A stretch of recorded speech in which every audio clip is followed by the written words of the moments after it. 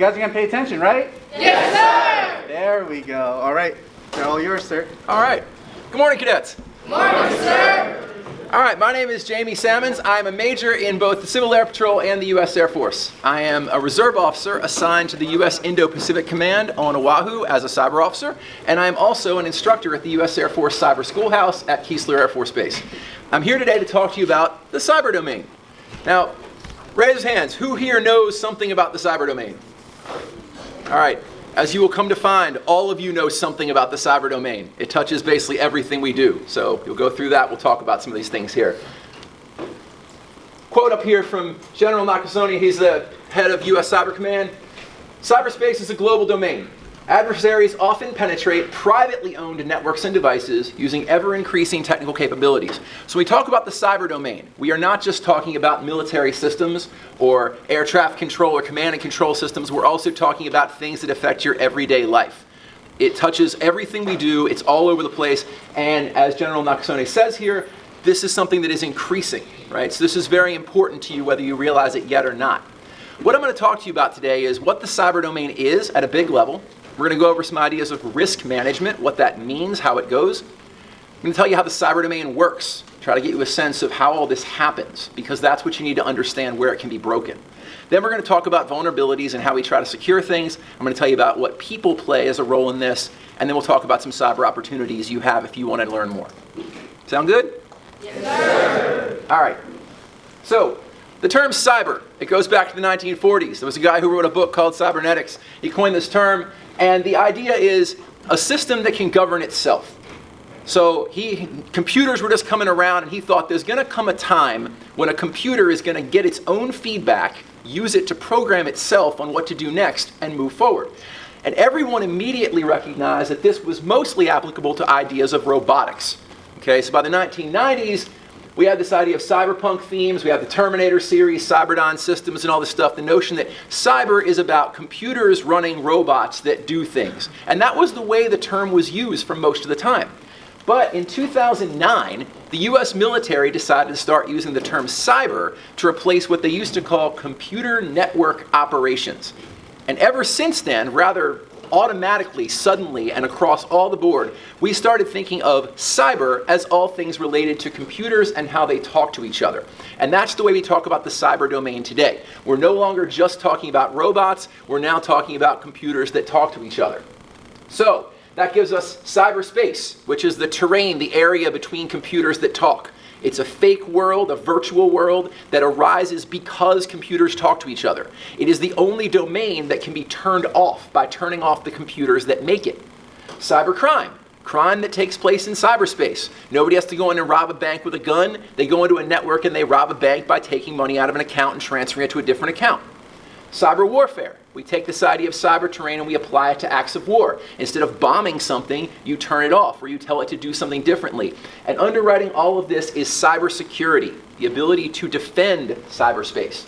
Now, because cyberspace is everywhere and nowhere all at once, protecting it is rather difficult.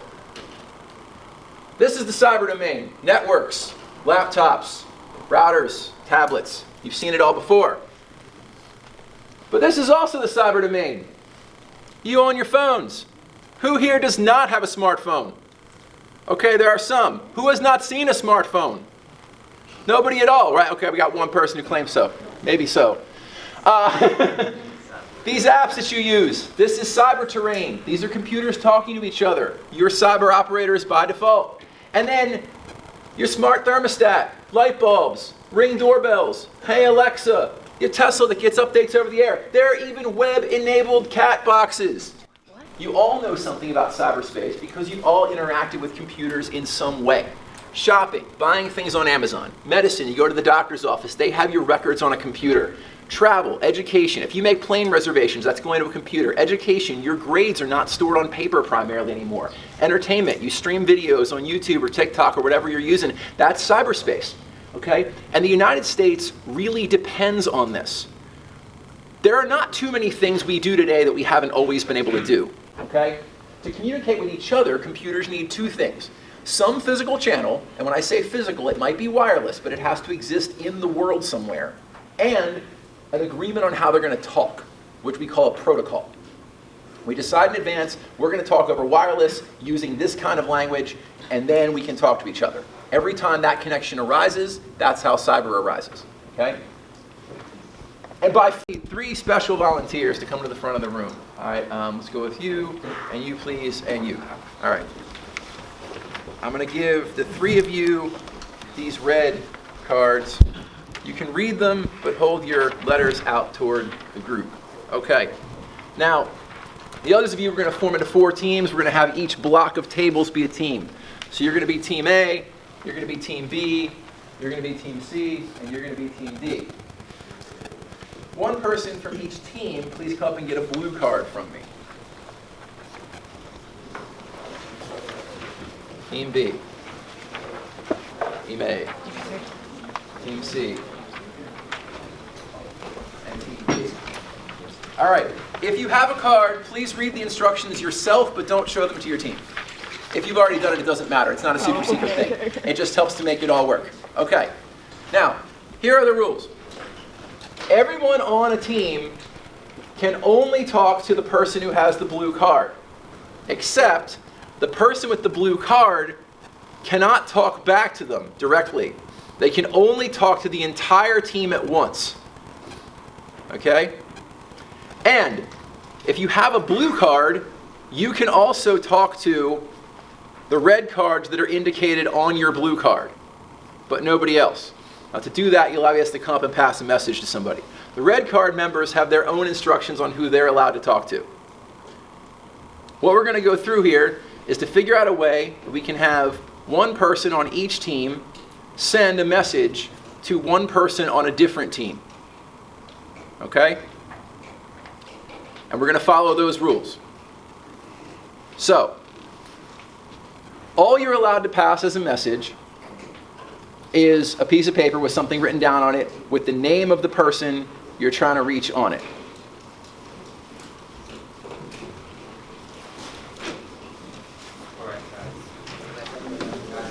As a hint, you will have to know somebody on one of those.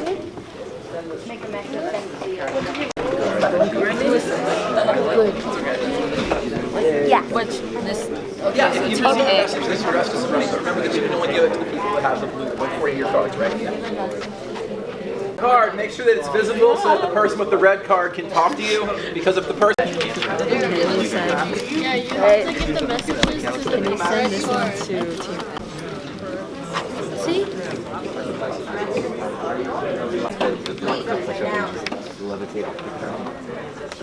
I'm working. All right, please bring your cards back up to the front. If you have a card, just chuck it on the table here. Excellent work for everybody involved in this. Now, who actually managed to receive a message? Okay? Who had a message sent that they didn't get to, who had a message written they didn't get to send? Okay. And then we have this pool of messages that did not get delivered. Okay.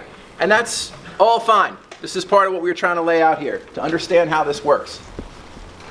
What we just went through is a very simplified version of how IP works, or what I call how IP works basically. Okay? What you just went through is similar to how computers work. Your cadets with blue cards played the roles of switches and gateway routers. You are able to talk within your local network, which was your flight cohort, and you were able to talk to one router or more in the core. The cadets with red cards were able to talk to the network routers, the gateway routers, and also to each other. The cadets who didn't have either could only talk within their local network. And this is basically how computer networking works. It's hierarchical. You pass things up, they get routed around, they move to things based on addressing. Routers don't need to know the contents of the message. They just have to know who it's going to. Okay? And then the recipient is the one who actually reads the message. That's how it's supposed to work. The router knows where to pass it to. Now, there are a couple complexities in the real world that go beyond what we just did, exactly how all this happens. The routers would usually be able to identify who they can talk to in terms of if I'm trying to get something from flight A to flight C, I would have a path already in mind for how that happens. But only because I've discovered it previously. So if we'd had more time to do this on a larger scale, we might have had the blue and red routers keep notes on who they could talk to and share those notes with each other, but not with the rest of the flight. And then they would have a good idea of how to route things faster. But that's basically how this works in the computer world, okay? So now that you've seen basically how it works, when it works properly, what could go wrong? Based on what you saw, what problems can arise when you're trying to pass messages? Yeah, please. Overload of information trying to be transmitted. Yeah, right. If one of the routers gets too much information, nothing passes forward. Blocked pathways. Blocked pathways. There's no way to get from A to B, although you wanted to. In the back there. Stand up here facing the group.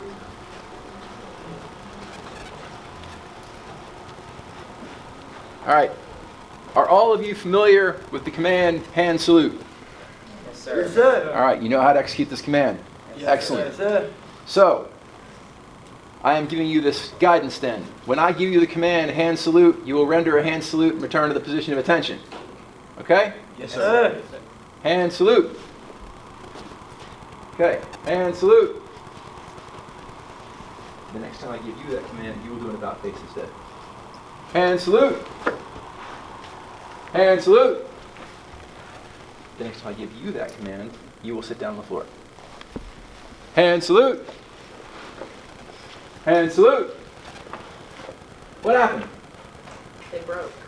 In what way? Well, he started going backwards and he started going down. Okay. Yes. Of course. Take a buddy with you. Wingman. Yeah. People inserted malicious code. That's what we're simulating, yes. Okay.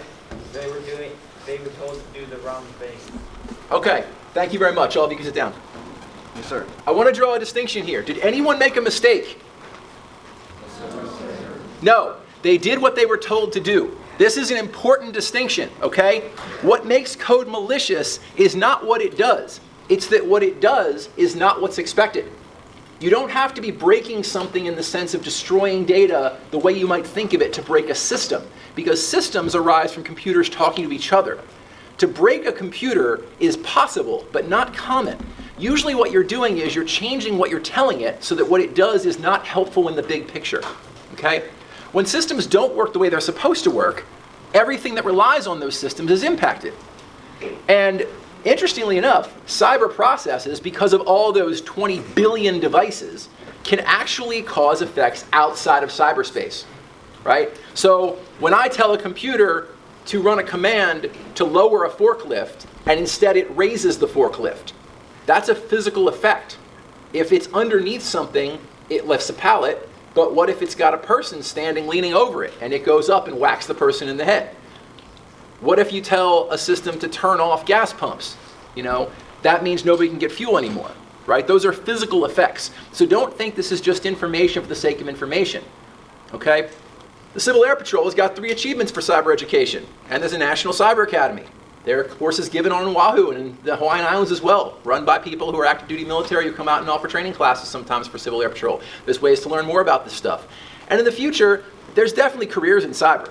You can see it with 20 billion devices and more being added every year. Cyber training just keeps growing. We automate a lot of it, but there's always room for more people working in this field. And the kind of courses you take in CAP to learn those achievements or to go through Cyber Patriot, that's good foundational knowledge if you're interested in a career in this field.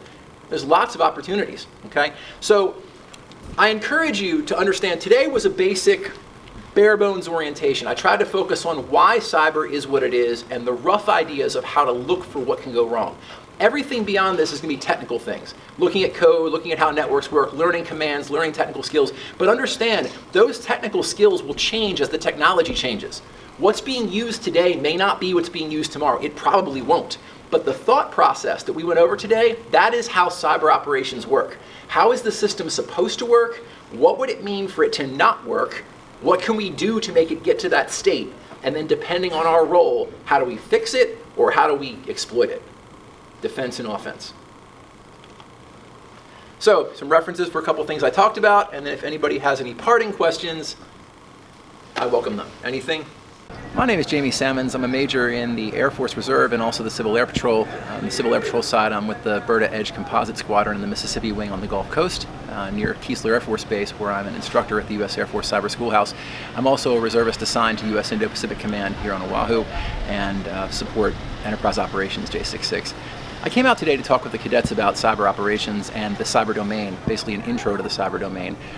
it's really a very important topic for people today. A lot of cadets don't understand that as cyber has proliferated with smartphones, with smart devices, every aspect of their lives is affected by cyber.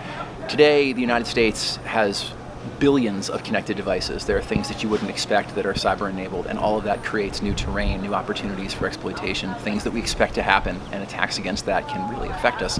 So what I wanted to provide to people here was an understanding of the basic concepts of cyber. What it means to have cyber terrain, what it means to have something break, and the difference between an attack versus an error, how we go about looking for where those errors can arise and how we address them, and how humans play a role in all of that. And also to give them some understanding of the future careers they may have in cyber if it interests them. 17, 18, 19, 20. 1, 2, 3, 4. 1, 2, 3, 5. 1, 2, 3, 6. 1, 2, 3, 7. 1, 2, 3, 8. 1, 2, 3, 9. 1, 2, 3, 10. 1, 2, 3, 1, 2, 3, 4. 1, 2, 3, 5. 1, 2, 3, 6. 1, 2, 3, 3. 1, 2, 3, 4. 1, 2, 3, 5. 8. 1, 2, 3, 9. 1, 2, 3, 10. 2. 1, 2, 3, 3. 1, 2, 3, 4. Flight. 5. 1, 2, 3, 6. Flight. You got there. 7. 1, 2, 4. 8. 1, 2, 9. 1, 2, 3, 10. 5. 6. 7. 8.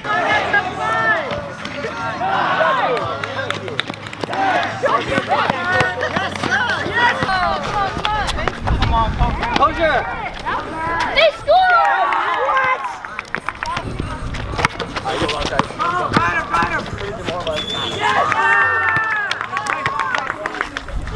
She's taking the initial test. 1, 2, 3, 4. 1, 2, 3, 4. All right, at this time, all of you will go to the bathroom and you will clean, and you have 10 minutes. Am I understood? Yes, sir. Proceed. Hurry up.